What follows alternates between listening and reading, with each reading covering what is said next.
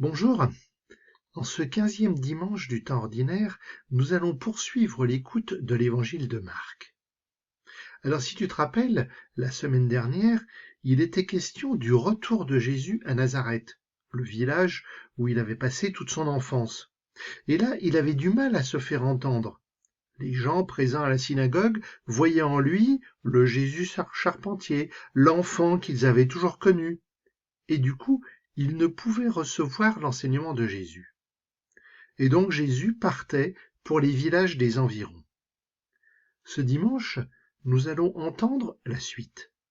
Écoute. En ce temps-là, Jésus appela les 12. Alors il commença à les envoyer en mission 2 par 2. Il leur donnait autorité sur les esprits impurs et il leur prescrivit de ne rien prendre pour la route, mais seulement un bâton. Pas de pain, pas de sac, pas de pièces de monnaie dans leur ceinture. Mettez des sandales, ne prenez pas de tunique de rechange. Il leur disait encore, quand vous avez trouvé l'hospitalité dans une maison, restez-y jusqu'à votre départ.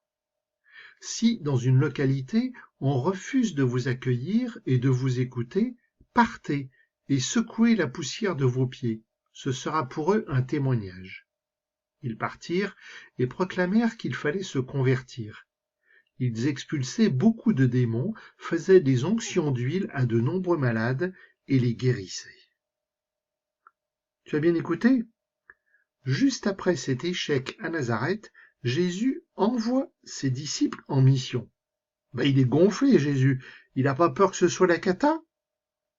Mais si on lit bien, si on écoute bien, cela nous dit bien des choses à nous, disciples d'aujourd'hui. D'abord, c'est Jésus qui envoie en mission. C'est quelque chose qu'on ne doit jamais oublier. Si toi, moi, nous avons une mission dans la paroisse, dans notre village, notre communauté, ce n'est pas toi ou moi qui avons décidé, c'est Jésus qui nous a choisis pour cette tâche. Ensuite, les disciples ne sont pas envoyés seuls, ils vont 2 par 2. Là aussi, c'est quelque chose d'important pour nous aujourd'hui. Si j'accepte de faire quelque chose pour la paroisse, ce n'est jamais tout seul. C'est à plusieurs que nous faisons telle ou telle chose. C'est important. D'abord, pour se soutenir l'un l'autre. Si j'ai peur, si je ne sais plus comment faire, l'autre qui est avec moi m'aidera. Ensuite, parce que lorsqu'on a une mission de l'Église, on est témoin de Jésus. Et on ne peut bien témoigner qu'à 2 ou plus, pas seul dans son coin. Ensuite, Jésus donne ses consignes de préparation. Et là, t'es sûr, Jésus? Faut rien prendre? Pas de bagages, pas de vêtements, pas d'argent? Je sais pas toi, mais moi ça me rappelle une émission de télé qui passe l'été, que tu connais peut-être. Une émission qui s'appelle Nus et culottés.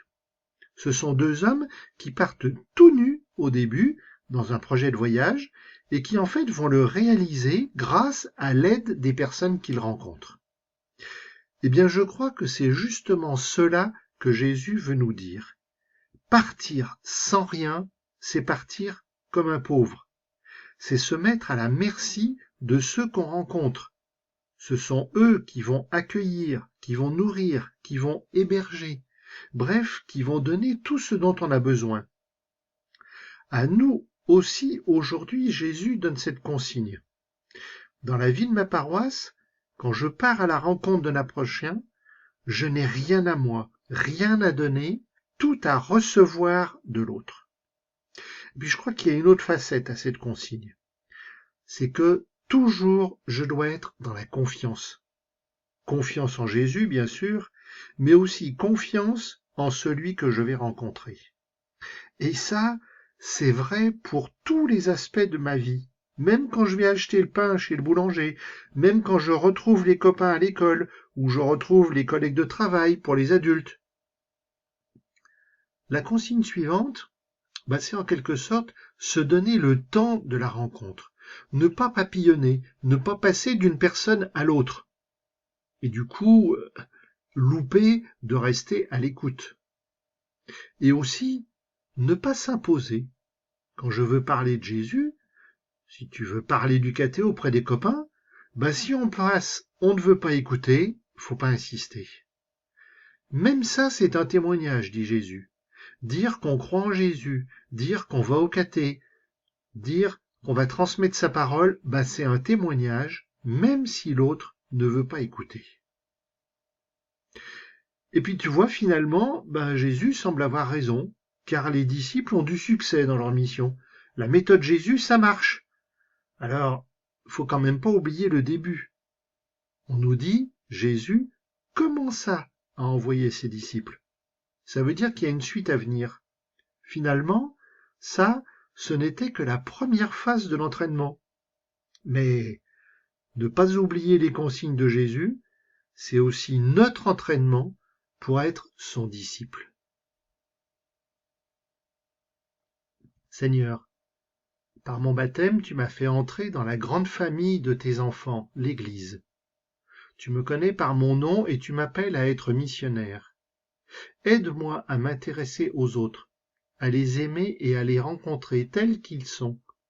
Aide-moi à partager mon temps, mon amitié et mon argent avec tous mes frères et sœurs du monde entier.